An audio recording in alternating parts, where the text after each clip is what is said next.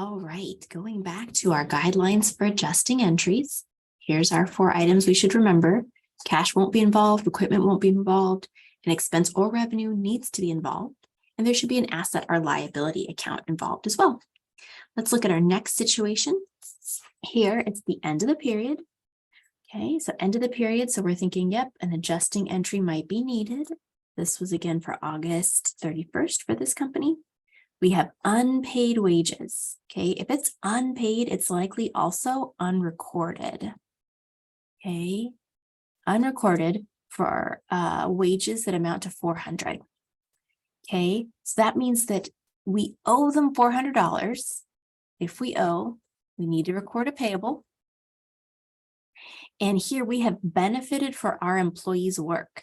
And remember, the expense recognition principle says if we've received benefit, we got to call it an expense. All right, so let's do salaries and wages expense. Or I guess let's do wages expense because they do say just wages.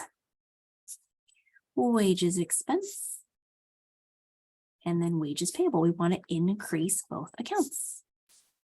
Wages payable. The debit to the expense increases it. The credit to the payable increases it to adjust for unpaid wages.